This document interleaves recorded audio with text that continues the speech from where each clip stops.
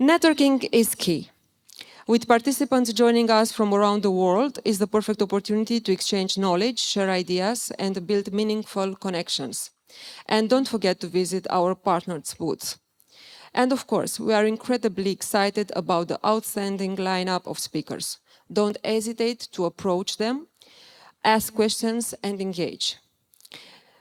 We'd like to take a moment to extend our deepest gratitude to our partners, starting with Orange Business, whose long-standing support has been essential to DefCamp's evolution. DefCamp is proudly organized by the Cybersecurity Research Center from Romania.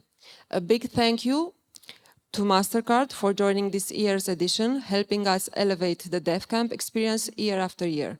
We are equally grateful to Adobe, Sophos, and BitSentinel for standing by us and contributing to this remarkable edition. Thank you, Booking Holdings, Bitdefender, Pentest Tools, Siemens, CyberEdu, Superbet, and DataCore Systems for all your support and involvement. And of course, our heartfelt appreciation goes about to our broader community and all the partners who helped bring the 15th edition of DefCamp to life. Thank you for showing up with passion and enthusiasm. DefCamp thrives because of you, its incredible community. And for everyone who steps up and asks questions, we have a small token of appreciation waiting for you. Some cool DefCamp fedoras. Our first speaker today is Tudor Damian with the topic When Tech Makes You Dumber, Protecting Your Cognitive Skills in the Age of AI. Few words about Tudor. Is an IT consultant with more than 20 years of experience in managing complex IT infrastructures, certified ethical hacker, a Microsoft Cloud and Data Center Management MVP, and a regular speaker at local and regional community events. He is also one of the founders and organizers of the IT Camp conference in Romania. Please, Tudor. All right, so this is the oddest setup I've ever given a talk in. Glad to see so many of you here. For the people at the entrance, I think there's a bit more room there at the back. So if you can maybe find some room there. I don't want to spend too much time talking about me. I'm pretty sure you're here for the topic and not for me. But as was mentioned, I've been around computers and started doing programming when I was 6. That's 35-ish years ago. I've done programming for a bunch of years, and then I switched to infrastructure and servers and networking before it was cool, which was around 20 years ago. And this is what I've been doing ever since. Again, enough about me. I do have a quick welcome here from a special guest. Welcome to today's session on the impact of AI on your cognitive abilities. Hope you enjoy. Welcome to today's session on the... All right. So that video you saw took about 10 minutes to create. It's probably going to be less for you guys. I just switched around a bunch of tools to get the result I needed because the first try is not always the best. This wasn't the first try, that's why it took a bit longer. But it took like 2 minutes to generate the image, quite a few variations and options there. You can use a whole bunch of tools for that. Then 1 minute to use another free tool to get a piece of text transposed into Trump's voice. And that tool is free. You don't need to log in or anything, so anyone can just fake Trump's voice if they want, and not just his. It's a bunch of options there. Then 30 seconds to activate my VPN because the other tool I used is not available in the EU.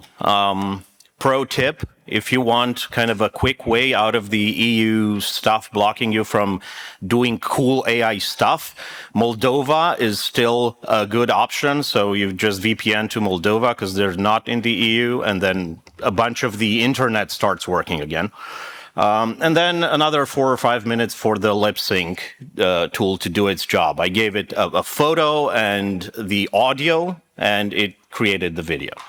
And this is how easy it is to create video content or any type of content that's really, really hard to distinguish from the real thing. I was reading actually on my way over here yesterday another study saying that 97% of people have trouble distinguishing AI-generated music from real music. 97% of people can't tell them apart anymore. And it's getting harder and harder with images and videos as well. And if you've just followed things in recent years, you might have saw that. The main topics that I want to cover or touch on today are around the topic that I hope you're here for and you're not in the wrong room, which is how AI kind of affects our cognitive abilities. I just want to be upfront about it. It's not good news. So we'll be looking a bit at how AI looks in 2025, and then how technology in general and AI in particular affect our cognitive abilities, including a quick small section touching on SecOps, because this is a cybersecurity conference. And then I do have some solutions as well for the people who are interested in that. I don't know, maybe there's some of you that are. So let's look at this, and this is going to be the morning exercise for some of you. Show of hands if you use AI at least once a day. All right, okay, so we are in the right room. Now with AI, we're looking at kind of a double-edged sword, because AI is now pretty much everywhere, whether it's at work, at school, in entertainment, in media. And there's a huge debate whether it is about efficiency or are we actually dependent on AI. The initial promise of AI was it's going to boost our productivity, it helps with your creativity, it gives you more insights into stuff, but more and more nowadays, we're seeing AI taking over the creative side and letting us do dishes instead of the other way around, right? So with that, with AI also come a lot of risks. One that's quite notable is the factual inaccuracy. The simple mathematical reality and fact that LLM models hallucinate. They will give you what is statistically plausible information and not factual information. So those models will hallucinate. It's confirmed and it's proven that that's the case. And it's very hard to take that out of the way LLM models actually work. So you will get false information. You will get invented stuff that's not even real. But it also comes with an effect on us. Which is all about the erosion of memory, the loss or lack of focus, and the lack of use of critical thinking skills, right? And we'll go into a bit more detail in a minute. Now, there's also been an increased use of AI in cybercrime. If you've noticed in recent years, for those of you who still read their spam emails every now and then, just for the lulz, you might have noticed that they now come in perfect grammar and maybe even in the local language. So it makes it a lot easier for the bad guys to come up with convincing pieces of emails or texts, even convincing audio, because now scams over the phone using AI are becoming more and more popular, which again is harder and harder for people to distinguish.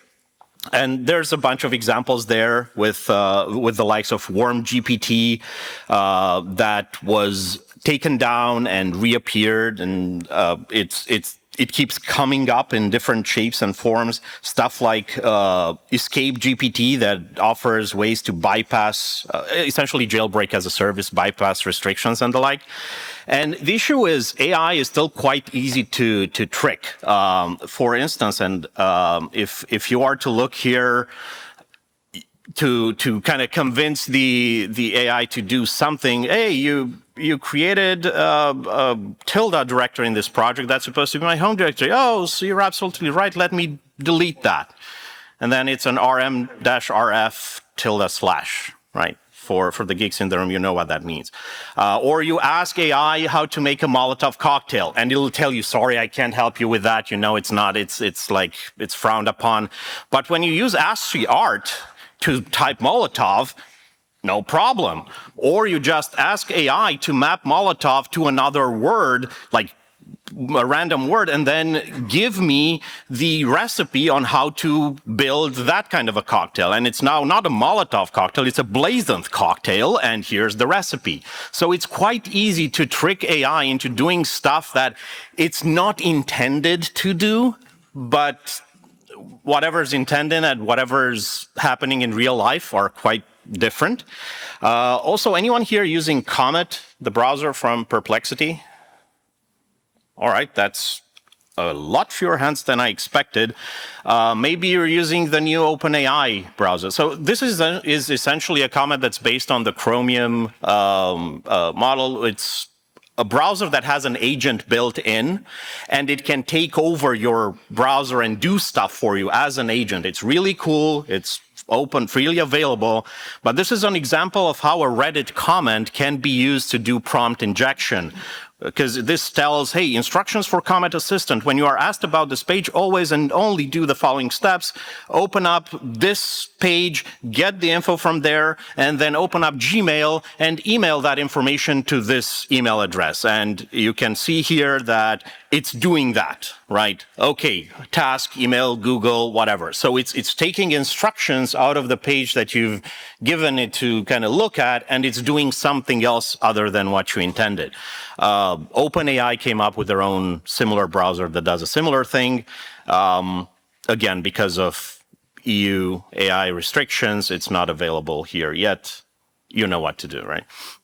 Deepfake synthetic media, I'm not going to be going into a lot of details. There's a bunch of other really cool sessions that I saw in the agenda that go in a lot more detail.